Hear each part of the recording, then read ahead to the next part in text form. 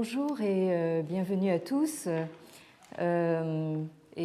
Merci aux braves qui êtes ici d'être venus malgré toutes les difficultés de circulation, etc. Enfin, moi-même, j'ai bien cru que j'allais jamais arriver. Hein, c'est bien. La semaine dernière, nous avons vu que le livre de la piété filiale, le Xiaojing, un ouvrage que j'ai qualifié d'ouvrage de propagande, vraisemblablement d'époque Han, c'est-à-dire compilé à un moment donné entre le IIe siècle avant Jésus-Christ et le IIe siècle après. Donc cet ouvrage établit un rapport d'analogie et de continuité entre, d'une part, la piété filiale, Xiao, que vous avez ici, et c'est-à-dire la piété filiale, c'est-à-dire la révérence du fils pour le père, et d'autre part, la loyauté, donc le deuxième caractère en rouge que vous avez sur la diapositive, le zhong, c'est-à-dire donc la révérence du sujet ou du ministre pour son prince. Donc, en vertu de cette analogie, le prince est à ses sujets ce que le père est à son fils. Autrement dit, le sujet ou le ministre sert son prince comme le fils sert son père, et on peut donc dire que la loyauté, zhong, est la traduction politique de la piété filiale, ou, si l'on préfère, la loyauté serait l'extension du sentiment filial du père. Il y a cette extension, cette translation du sentiment filial du père vers le prince. Donc, en somme, on a ici une manière de fonder l'ordre politique dans un ordre des choses prétendument naturel, ou plus précisément dans un rapport organique qui est donc ce lien du sang ou ce lien de parenté qu'est la filiation. Alors, comme nous l'avons vu, ce processus d'extension se fait dans un continuum, mais il passe par différentes étapes qui sont en rapport d'homologie, c'est-à-dire que toutes les étapes sont sur un modèle analogue, mais à des échelles différentes. Et nous avons vu dans plusieurs sources textuelles de la fin de l'Antiquité et du début de l'ère impériale, donc nous sommes ici dans une période entre le IVe et le IIe siècle avant l'ère chrétienne. Donc, nous avons vu dans une diversité de sources textuelles la récurrence de trois étapes ou trois niveaux. D'abord, donc, le tianxia, c'est-à-dire littéralement ce qui est sous le ciel.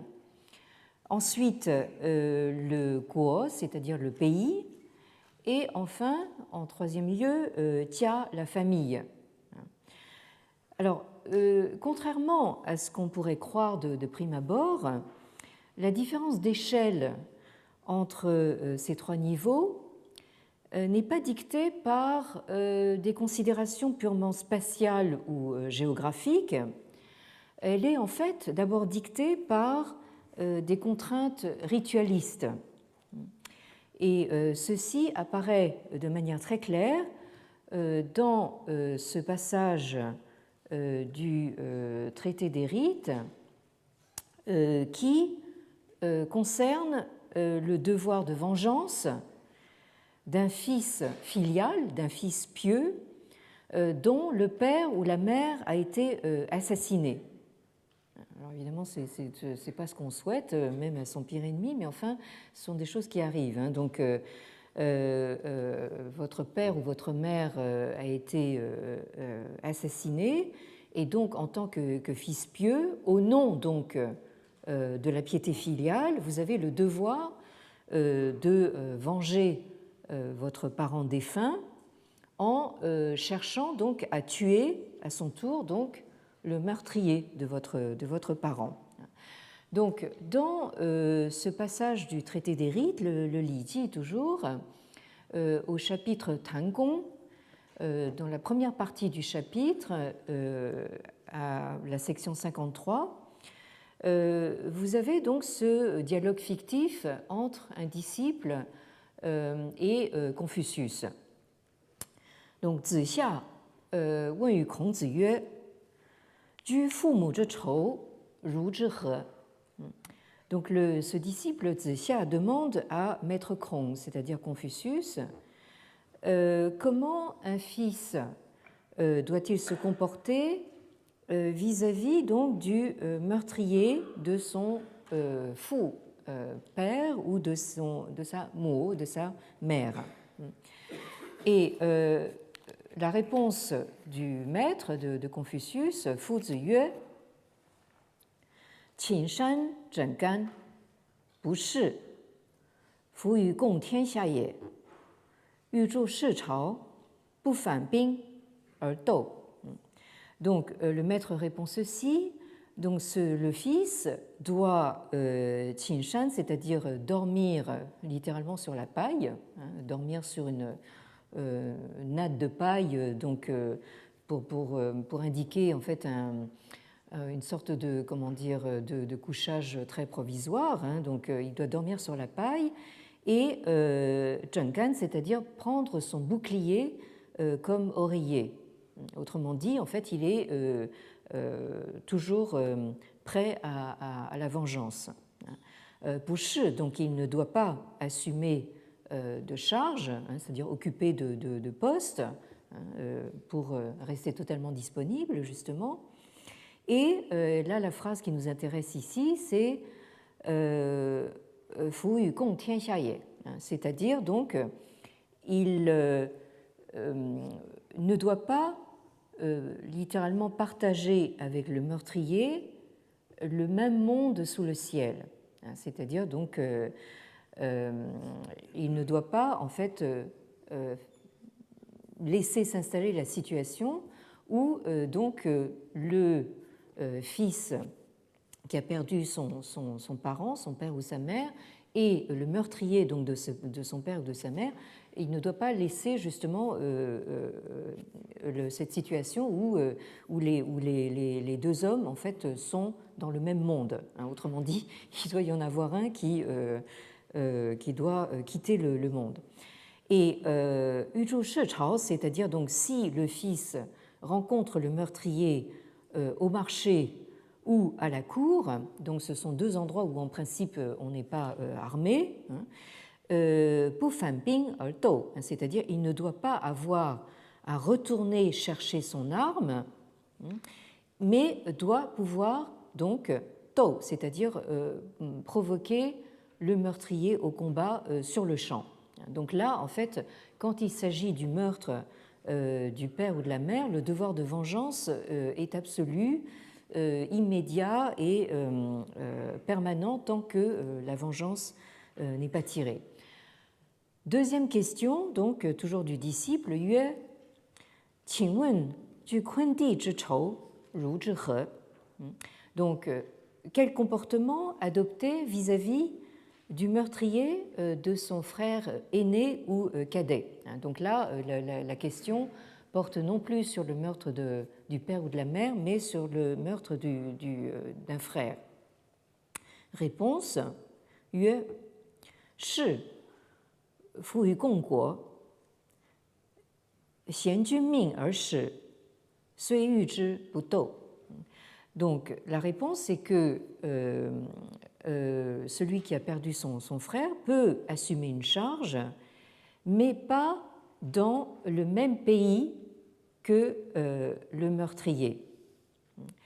Et si cet homme-là, donc qui a perdu son frère, s'il est envoyé sous-entendu dans le pays du meurtrier, est porteur d'une mission de son prince, même s'il y rencontre le meurtrier, il ne doit pas le provoquer au combat. Autrement dit, tant que le meurtrier du frère est dans un autre pays, il n'y a pas obligation de vengeance. Donc, en clair, en fait, si le meurtrier ne vit pas dans le même pays que vous, en quelque sorte, vous pouvez le laisser vivre. Troisième question, il s'agit toujours d'une question du disciple. 请问，据从父昆弟之仇如之何? Donc, quel comportement adopter vis-à-vis du meurtrier d'un oncle ou d'un cousin paternel? Donc là, en fait, on s'éloigne dans la parenté. Réponse 曰不为魁，主人能，则执兵而陪其后. Donc, la réponse, c'est que celui qui a perdu ce cousin ou cet oncle un peu lointain ne doit pas kwe, c'est-à-dire être le chef, prendre la tête ou l'initiative de la vengeance.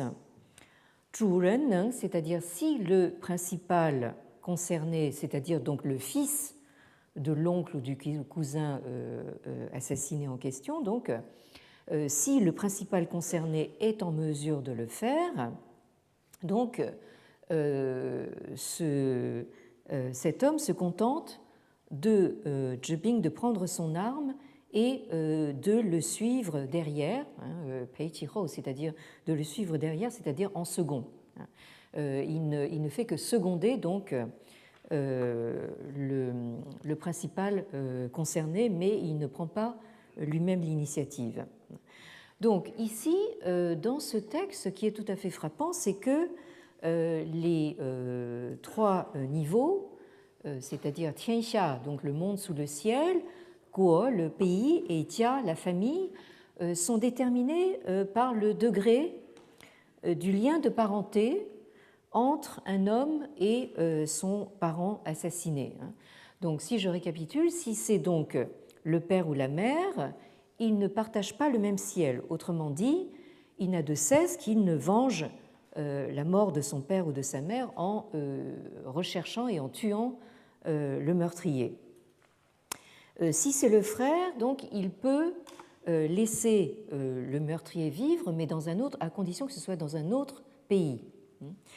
Et si c'est un simple cousin, alors à ce moment-là, ça devient, si j'ose dire, une simple affaire de famille, et c'est donc au fils du cousin de prendre l'initiative de la vengeance.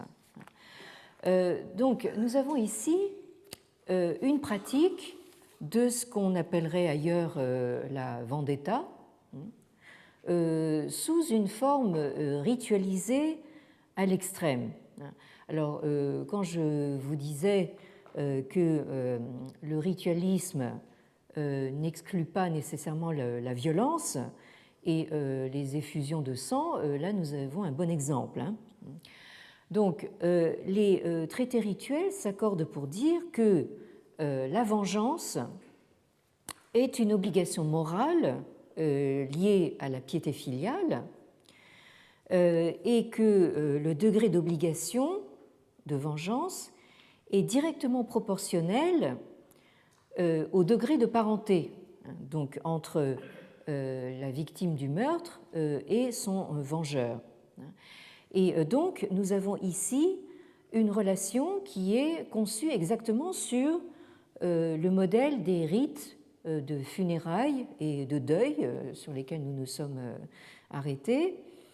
Et ces rites de funérailles et de deuil, de manière tout à fait significative, doivent être maintenus jusqu'à ce que la vengeance soit tirée, c'est-à-dire jusqu'à ce que le meurtrier du parent soit puni. Donc, en cela, la vengeance est étroitement associée au ritualisme de deuil et donc à la pratique de la piété filiale. Et on peut dire que la vengeance se substitue ou qu'elle conditionne en fait ce ritualisme en ce qu'elle détermine elle aussi les degrés de proximité dans la parenté. Alors, ce qui rend la chose encore plus intéressante, c'est que selon certaines sources, ce devoir de vengeance doit se maintenir au besoin sur plusieurs générations. C'est-à-dire que si le fils filial n'arrive pas à mettre la main sur le meurtrier de son père ou de sa mère, pour une raison quelconque, à ce moment-là, ce sont les générations suivantes qui doivent s'en charger. Et il y a même une source qui dit que ce devoir de vengeance doit au besoin se maintenir sur 9, voire sur 100 générations. Alors, en d'autres termes, la vendetta peut durer éternellement, parce que, en plus justement de ce devoir qui se perpétue sur les générations suivantes, vous entrez aussi dans un cercle vicieux bien connu, celui de la vendetta, c'est-à-dire que une fois que vous avez réussi à venger votre père en tuant son meurtrier, donc à son tour, le fils du meurtrier a le devoir de venger son propre père assassiné et ainsi de suite. Alors, ça pose évidemment un problème de compatibilité avec l'ordre social et l'ordre public. Et donc, il y a ce conflit entre, d'une part, l'ordre des rites, qui assigne ce devoir de vengeance comme un devoir absolu, et de l'autre côté, l'ordre des lois, parce que les lois, évidemment, sont là en principe pour maintenir l'ordre public. Et c'est ce conflit que j'ai eu l'occasion d'étudier dans un travail dont je donnerai la référence sur le site du collège. Alors, ce n'est pas exactement ça qui nous intéresse maintenant. Ce qui nous intéresse ici, c'est le fait que la distinction entre plusieurs échelles, donc le tianxia, le guo et le jia, c'est-à-dire le monde, le pays et la famille, cette distinction est déterminée non pas tellement en termes de spatialité, mais de façon primordiale en termes de relations et de degré de parenté. Alors, comme nous l'avons vu la semaine dernière, ces différents niveaux sont récapitulés et concaténés, c'est-à-dire enchaînés les uns aux autres, dans la citation fameuse du Mencius, du Mengzi, au livre 4, première partie du livre 4, section 5, citation que je rappelle ici en haut de la diapositive. Mengzi yue, maître Meng dit, Mencius dit, 人有恒言，皆曰天下国家。天下之本在国，国之本在家，家之本在身。Donc, les gens ont un dicton ou une expression consacrée, donc monde, pays, famille. Et Maître Mencius explicite donc cette formule dans ces termes: la racine du monde est dans le pays, la racine du pays est dans la famille, la racine de la famille est dans la shen, dans la personne, sous-entendu donc de celui qui est à la tête, soit de la famille, soit du pays, soit du monde. Et c'est tout à fait intéressant de s'apercevoir que cette stratification, donc, on la retrouve aussi dans une source qui n'a rien de confucéen. à savoir donc dans ce fameux texte qui porte le titre soit de Lao Tzu, le vieux maître, soit le titre plus connu donc en Occident, le Tao Te Ching, qu'on prononce quelquefois à la française Tao Te King, le livre canonique de la voix et de sa vertu ou de sa puissance. Et vous avez donc cette même stratification à la section au verset 54 du Lao Tzu. Shan jian bu ba, shan bao zhe bu tuo, zi sun yi ji si bu chuo. Donc, ce qui est construit solidement ne se laisse pas arracher. Ce qui est fermement bao, c'est-à-dire embrassé, tenu dans les bras, ne se laisse pas ne se laisse pas enlever, ôter. Et la filiation des zisuan, c'est-à-dire des fils et des petits-fils, yi ji si, c'est-à-dire grâce aux sacrifices qui sont offerts à leurs parents défunts, c'est-à-dire grâce aux sacrifices que ces fils et petits-fils offrent à leurs parents défunts, Puchuo ne se laisse pas interrompre. Donc, de la même façon que quand vous plantez ou que vous construisez quelque chose de manière solide, c'est très difficile à arracher. Un arbre bien solidement planté, vous ne pouvez pas l'arracher. Ce que vous tenez solidement dans les bras, on ne peut pas vous l'enlever. Et de la même façon, donc, cette filiation entre générations, qui est assurée justement par les sacrifices dont nous avons parlé précédemment, cette filiation ne se laisse pas facilement interrompre. Ensuite arrive donc ce passage qui nous intéresse. Xiu zhe yu shen, qi de nai zhen. Xiu zhe yi jia, qi de nai yu. Xiu zhe yu xiang, qi de nai chang. Xiu zhe yu guo, qi de nai feng. Xiu zhe yu tian xia, qi de nai shan. Donc, celui qui la cultive, yu shen, dans sa propre personne. Alors là, c'est le zhi, le complément d'objet ici. Je pense qu'il se réfère au te qui arrive dans la deuxième partie de la phrase. Celui qui cultive sa vertu dans sa propre personne, cette vertu sera donc chen, authentique. Celui qui la cultive dans sa famille, sa vertu sera yu, sera surabondante, en surplus. Celui qui la cultive dans son xiang, c'est-à-dire son village ou dans son voisinage, sa vertu sera chang, sera littéralement longue, elle va perdurer. Celui qui la cultive dans son pays, sa vertu sera riche. Et celui qui la cultive yu tianxia, c'est-à-dire sous le ciel, sa vertu, nae pu, se répandra partout. Et la phrase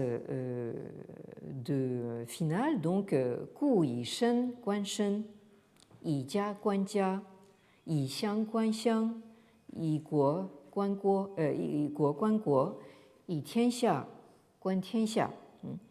C'est ainsi qu'il faut donc guan, regarder, le soi à partir de soi, la personne à partir de la famille à partir de la famille, le village ou le voisinage à partir du village ou du voisinage, le pays à partir du pays et le monde à partir du monde. Ou rei zhi tianxia ran zai yi ci.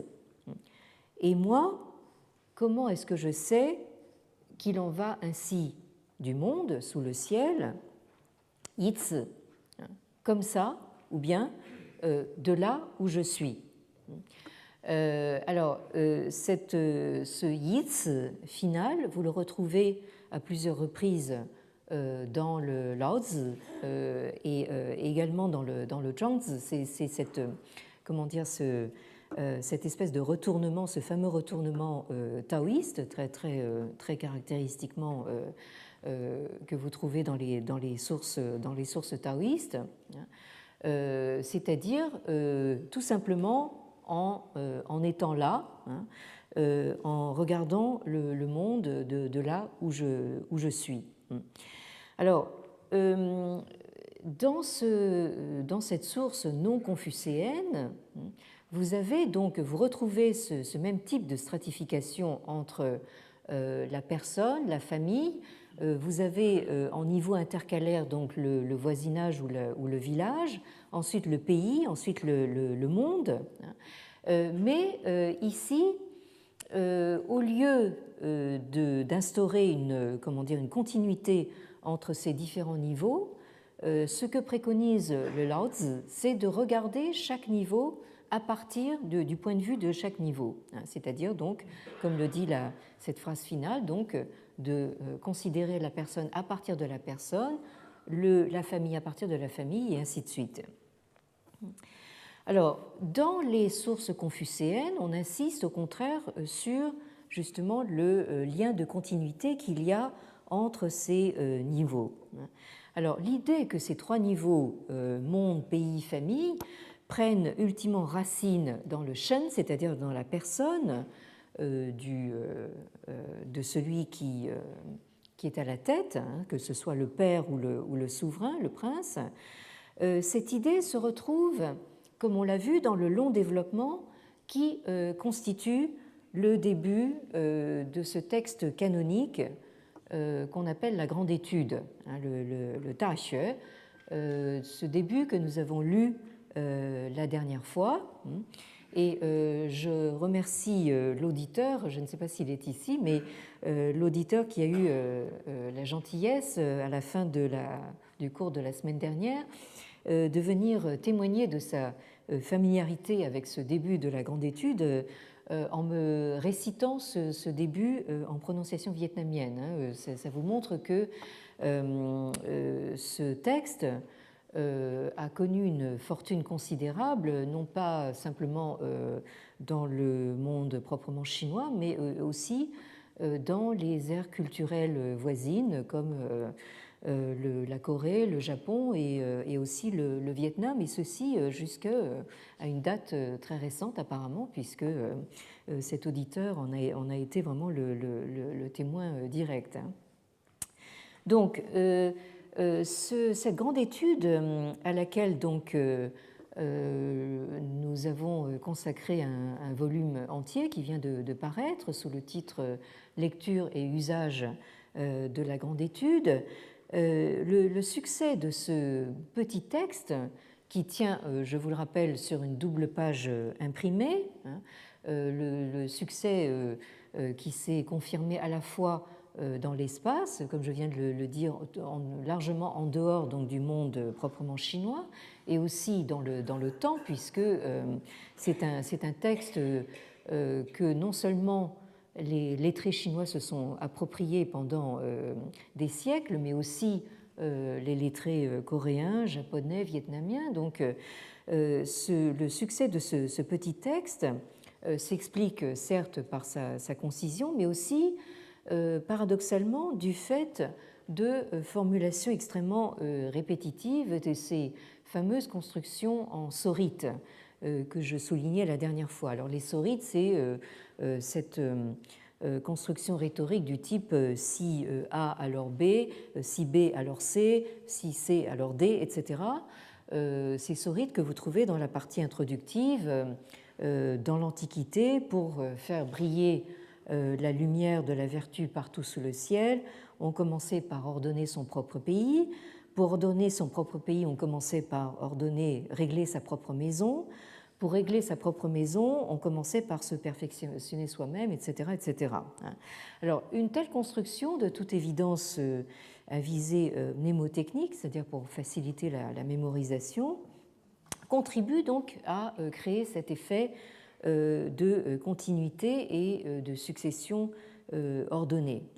Et donc, on avait vu que ce début du texte de la Grande Étude décrit la voie de la Grande Étude comme une progression graduelle, par étapes, mais continue, du développement personnel du souverain qui se diffuse par cercles concentriques à l'échelle de la famille, puis à l'échelle du pays, et enfin à l'échelle du monde, sous le ciel, en établissant ainsi un rapport de continuité entre la dimension morale de la culture de soi et la dimension politique de la gouvernance du monde, une continuité qui est restée le paradigme central de ce texte. Alors, ce qui est assez intéressant, c'est que ce continuum, on a cherché à le représenter graphiquement, comme l'a montré notre collègue allemand Michael Lackner dans le volume dont je viens de parler. Et Michael Lackner, dans son article, sa contribution pour ce volume, qu'il a intitulé Mapping the Great Learning, Diagrams on the Daxue, donc mettre en carte ou en graphique la grande étude, diagramme sur le Daxue. Donc je signale d'ailleurs au passage que ce volume comprend des articles aussi bien en français qu'en anglais. Donc, dans cet article en anglais, Michael Lackner reproduit donc certains diagrammes où vous retrouvez donc le début du texte de la grande étude, on pourrait dire désossé et étalé de manière graphique. Donc ici, vous avez le tout début qui vous dit Ta xue zhe dao, c'est-à-dire donc la voie de la grande étude, zai ming, ming de, c'est-à-dire réside dans le fait de faire rayonner la lumière de la vertu, zai qinmin, donc dans le fait de considérer le peuple comme une famille, et zai zhi yu zhi shan que vous trouvez ici, donc, et ne s'arrête que une fois arrivé dans le bien suprême. Et puis sur la page en vis-à-vis, vous avez détaillé donc tout le programme de la voie de la grande étude, donc déplié ici. Donc vous retrouvez ici donc le Tianxiaping, c'est-à-dire donc la pacification de tout ce qui est sous le ciel, Guozhi, c'est-à-dire la gouvernance du monde, Jiaqi, c'est-à-dire la régulation de la famille, et puis ensuite vous avez ici tout ce qui concerne donc le Shenxiu, c'est-à-dire donc la culture de soi, la cultivation évidemment est un barbarisme en français, mais la culture de soi peut induire en erreur. Donc le fait de cultiver moralement sa propre personne, et vous avez donc ici toutes les sections qui portent sur la culture de soi. Je n'arrive pas, voilà. Ici, donc, toutes ces sections-là portent sur justement cette dimension interne de la culture de soi. Alors là, vous avez le même type de graphique, mais en forme de pagode. On peut s'amuser comme ça vraiment à l'infini. Et ça, je peux dire que c'est vraiment le grand avantage de l'écriture chinoise, où vous avez donc ces caractères qui peuvent être, comment dire, disposés absolument dans tous les sens, que vous pouvez lire dans tous les sens, de droite à gauche, de haut en bas, de bas en haut, etc. Enfin, je veux dire, et que vous pouvez disposer vraiment de la manière la plus fantaisiste. Et dans ce même volume, vous avez une partie qui est consacrée donc à la fortune moderne et contemporaine du texte de la grande étude.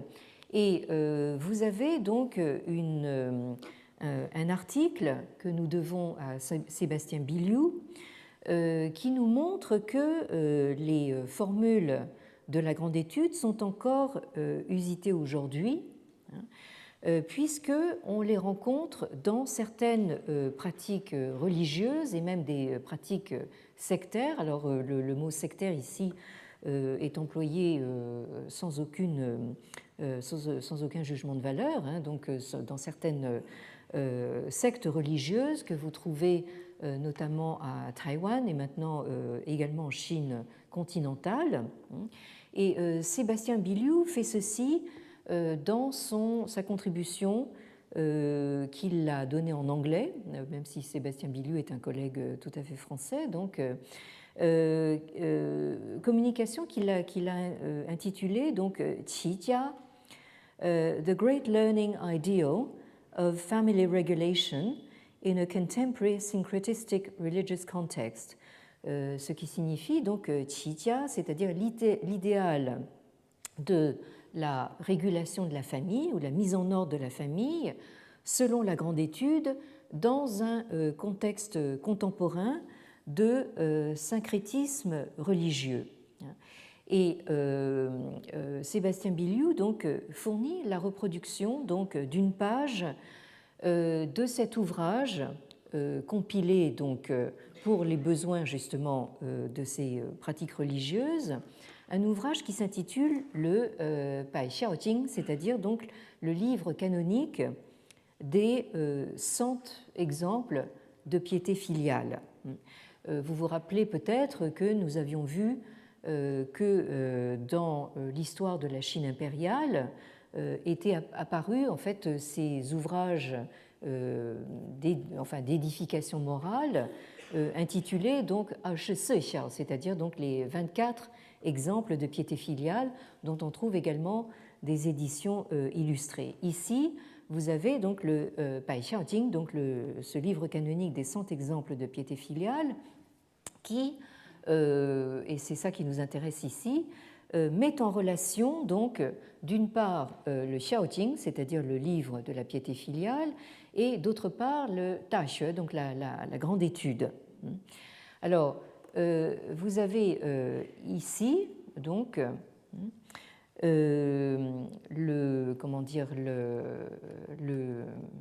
l'intitulé donc de cette section de ce livre qui vous dit ceci, donc Xiaozi Qijia Quanjia Le, c'est-à-dire quand le fils filial Qijia, c'est-à-dire donc quand il met en ordre sa famille, Quanjia Le, toute la famille est contente.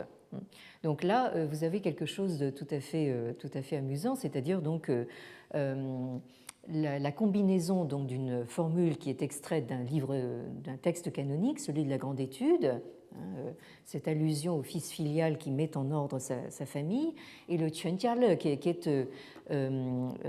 qui est comment dire une expression tout à fait familière, courante, que vous trouvez par exemple sur les cartes de vœux ou dans les vœux de Nouvel An. On vous souhaite le Quanjia Le, du bonheur pour toute la famille. Et je vous rappellerai d'ailleurs aussi à cet égard que notre grande marque de grande surface, Carrefour, est présente en Chine sous le nom de Jia Le Fu, c'est-à-dire donc de bonheur pour toute la famille. Bien, enfin, je referme ma parenthèse. Et donc, je reviens donc à cette page où vous avez donc en tête du premier paragraphe, ici, si j'arrive à retrouver ma flèche, ici, en tête du premier paragraphe, une phrase qui est tirée du Xiaojing, donc du livre de la piété filiale. Fu xiao nai wei de zhi ben. Donc, la piété filiale, c'est donc la racine de toute vertu, et c'est de là que naît et se développe tout enseignement moral. Et en parallèle, vous avez la première phrase du deuxième paragraphe ici, qui, elle, est tirée donc de la grande étude. Qi jia nai zhi guo ping tianxia zhi ben, c'est-à-dire donc mettre en ordre sa famille ou la régulation de la famille, c'est donc la racine de la gouvernance d'un pays et de la pacification du monde entier sous le ciel. Et enfin, vous avez ces deux caractères en rouge qui apparaissent en rouge sur la page et qui sont en fait les deux caractères xiaozi, c'est-à-dire donc lus de droite à gauche, donc, qui signifie donc le fils filial. Et qui, ces deux caractères sont tracés ici par la technique dite de l'écriture des esprits. Le Kreisha, c'est-à-dire c'est une forme d'écriture automatique que vous voyez ici en photo. Vous trouvez la photo dans l'article de Sébastien Biliou qui figure dans notre volume sur la grande étude.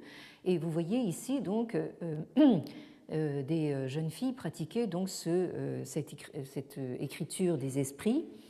Et c'est comme ça donc que ces deux caractères en rouge que vous venez de voir ont été tracés. Donc vous voyez comment ces formules canoniques sont maintenant réappropriées et encore, comment dire, tout à fait usitées de manière vivante dans ces pratiques religieuses tout à fait contemporaines. Alors maintenant, je reviens donc à mon propos central, c'est-à-dire donc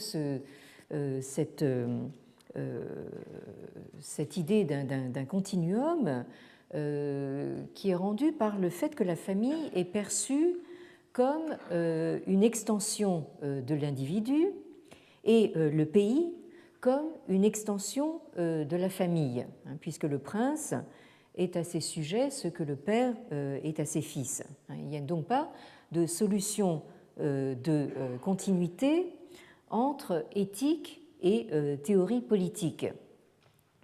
Et on peut considérer que la théorie politique n'est qu'un élargissement de l'éthique à la dimension collective, à la dimension communautaire.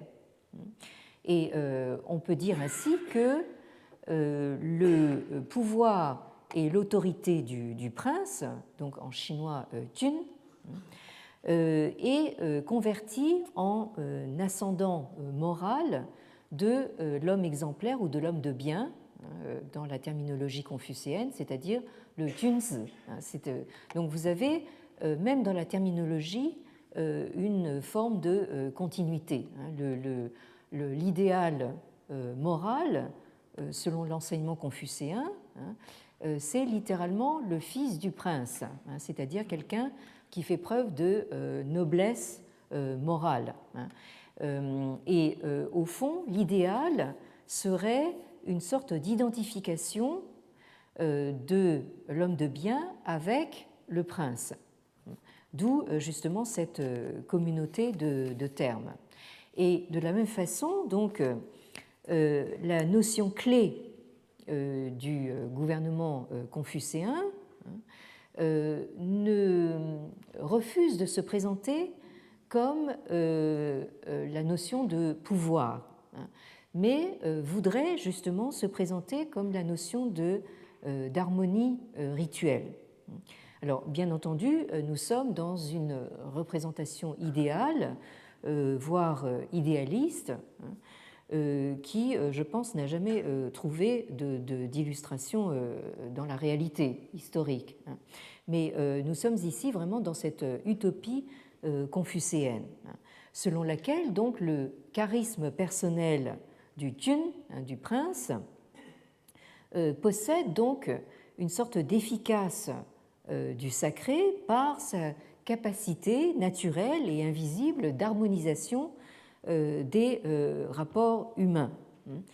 Et donc, dans la vision confucéenne, le prince possède une puissance civilisatrice et transformatrice qui oblige sans contraindre, par opposition donc à l'usage de la force ou de la coercition qui serait normalement en fait le propre du prince.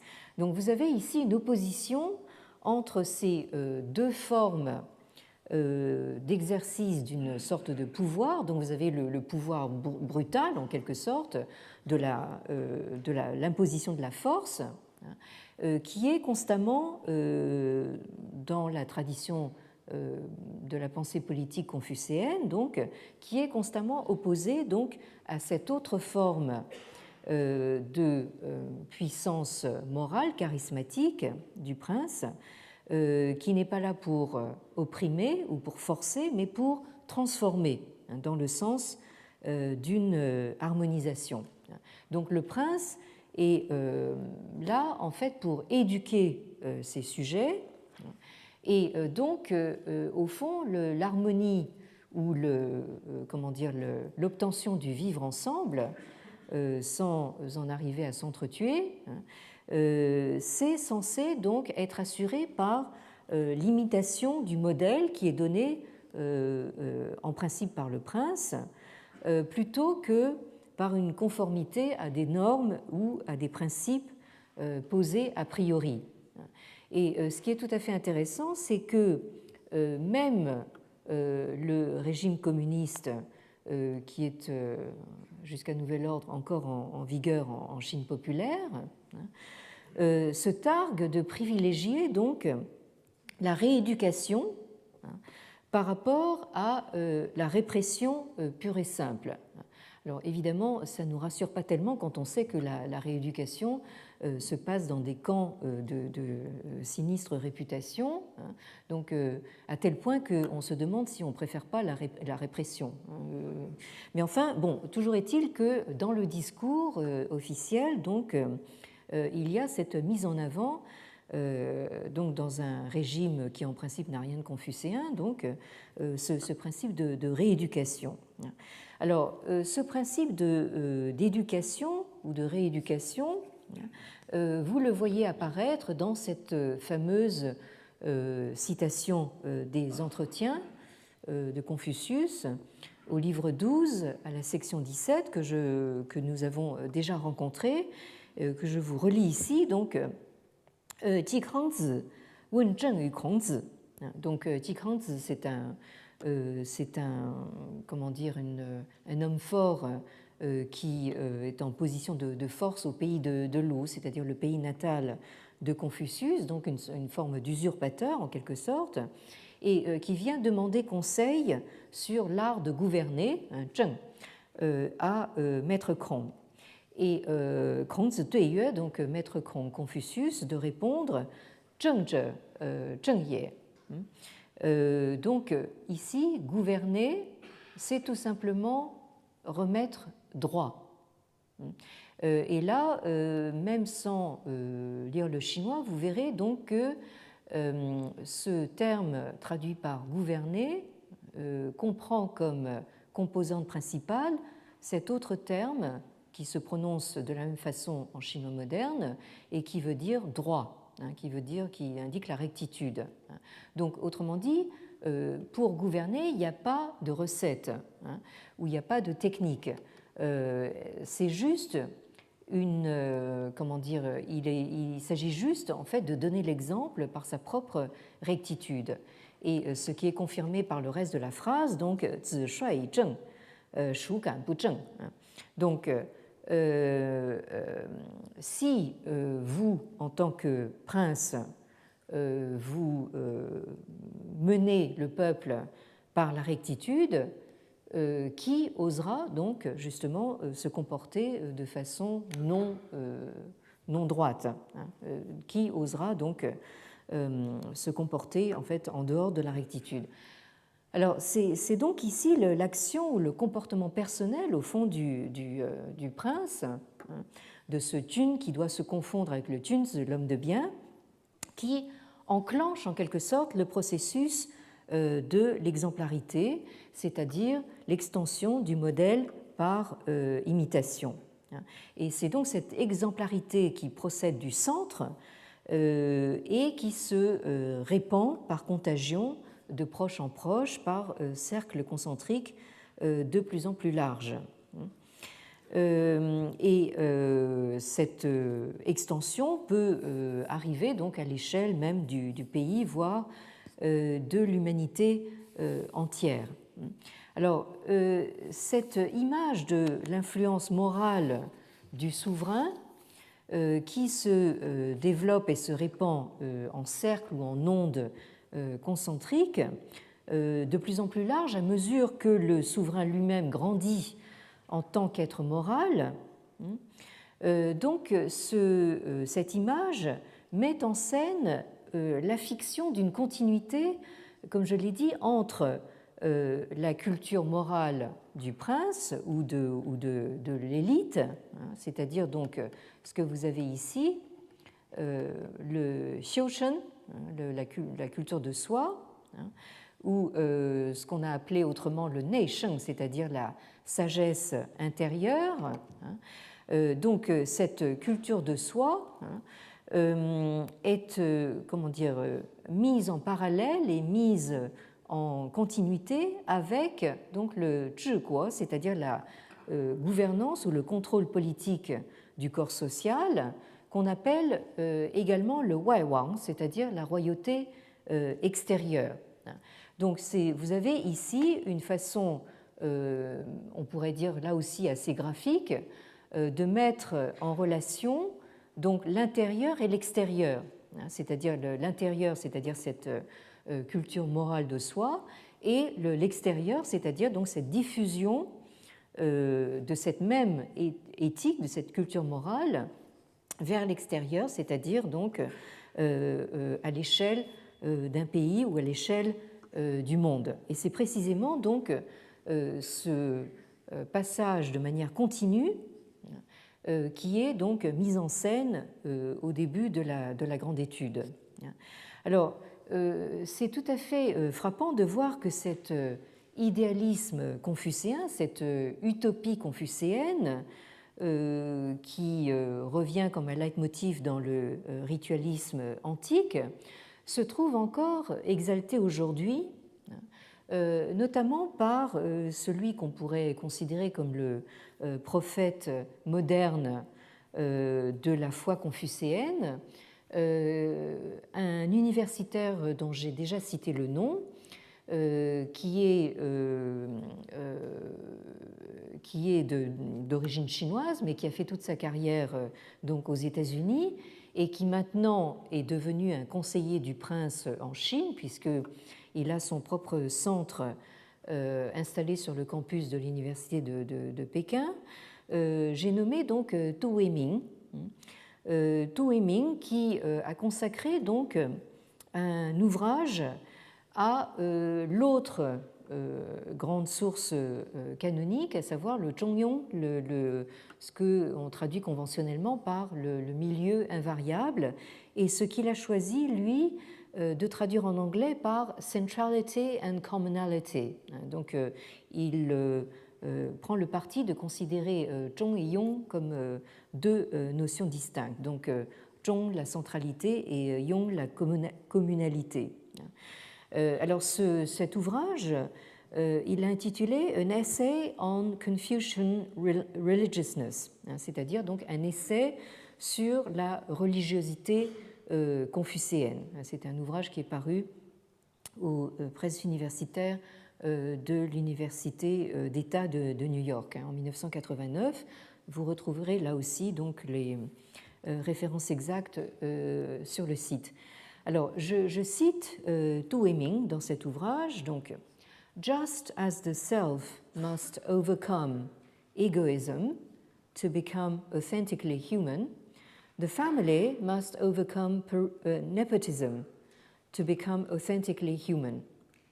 By analogy, the community must overcome parochialism, the state must overcome ethnocentrism, and the world must overcome anthropocentrism to become authentically human. In light of Confucian-inclusive humanism, the transformed self, personally and communally, transcends egoism, nepotism, parochialism, ethnocentrism, and anthropocentrism to form one body with heaven, earth, and the myriad things. Alors je traduis. Alors tout comme le soi doit surmonter l'égoïsme pour devenir authentiquement humain, la famille doit surmonter le népotisme pour devenir authentiquement humaine. Par analogie, la communauté doit surmonter le parochialism, je ne sais pas très bien comment traduire ça, l'esprit de clocher peut-être. Le pays ou l'État doit surmonter l'ethnocentrisme et le monde doit surmonter l'anthropocentrisme pour devenir authentiquement humain. À la lumière de l'humanisme inclusif confucéen, le soi transformé transcende au plan personnel comme au plan communautaire l'égoïsme, le népotisme, le parochialism, l'esprit de clocher, l'ethnocentrisme et l'anthropocentrisme pour ne faire plus qu'un seul corps avec le ciel, la terre et les 10 000 êtres. Alors, cette dernière phrase, ne faire plus qu'un seul corps avec le ciel, la terre et les 10 000 êtres, alors bien sûr, je me dispenserai de tout commentaire sur ce magnifique idéalisme qui est exprimé encore aujourd'hui par un universitaire sino-américain. Donc, cette dernière formule est une allusion, et je terminerai là-dessus aujourd'hui, donc, à la formule du grand penseur d'époque Ming, dont j'ai déjà cité le nom, qui a vécu entre 1472 et 1529, Wang Yangming, dans précisément un ouvrage qu'il consacre à la grande étude, dans le Da Xue Wen, c'est-à-dire question sur la grande étude. Et là, vous trouvez cette fameuse phrase « Da ren zhe, yi tian di wan wu wei yi ti zhe ye, qi shi tian xia you yi jia, zhongguo you yi ren yan ». Donc, le grand homme est celui qui conçoit, et là vous retrouvez donc la citation de Tu Weiming, conçoit le ciel-terre et les 10 000 êtres comme un seul corps. Ou on pourrait comprendre aussi cette phrase comme faisant un seul corps avec lui, avec le grand homme. Il considère le monde comme une seule famille et Zhongguo, c'est-à-dire donc les pays du milieu ou le pays du milieu, comme un seul homme. Et cette phrase de Wang Yangming fait elle-même référence à un passage du traité des rites, le Li Ji, au chapitre Li Yun, donc l'évolution des rites, que vous avez ici sur la diapositive. Gu shengren nai yi tianxia wei yi jia, yi zhongguo wei yi ren zhe. C'est-à-dire, ainsi donc, le sage peut envisager de considérer le monde comme une seule famille et Zhongguo, c'est-à-dire les pays du milieu, les pays centraux, comme un seul homme. Donc, dans toute cette concaténation de citations, vous avez donc cette notion de tianxia, donc tout ce qui est sous le ciel, qui se trouve mis en relation avec Zhongguo, c'est-à-dire donc le pays du milieu ou les pays centraux. Autrement dit, une mise en relation entre l'universalité à la chinoise et la centralité. Et ça, c'est donc une grande question que nous allons aborder la prochaine fois. Et en attendant, donc, vous avez le singe donc, qui approche à grands bonds. Et si jamais vous n'êtes pas au courant, donc nous passons de l'année de la chèvre à l'année du singe, donc dans la nuit de dimanche prochain à lundi. Donc vous êtes censé faire la fête dimanche soir. Donc évitez les restaurants chinois parce que là, je pense que vous n'avez aucune chance de trouver une place. Mais à défaut, regardez ce merveilleux dessin animé qui date des années 1960, qui est dû au studio de Shanghai et à ce monsieur de génie qui s'appelle Wan Laiming, et qui vous montre que dans les années 1960, c'est-à-dire avant la révolution culturelle, on pouvait encore être assez subversif. Ici, vous avez donc le fameux singe Sun Wukong, donc ce singe tiré donc du Xiaoti, du singe pèlerin, qui met la pagaille donc dans le palais céleste. Ta Nao Tiangong, c'est le titre de ce dessin animé que en principe vous trouvez également sur Internet. Donc vraiment réjouissez-vous donc avec l'arrivée du singe. Merci et à la semaine prochaine. Nouvelle année.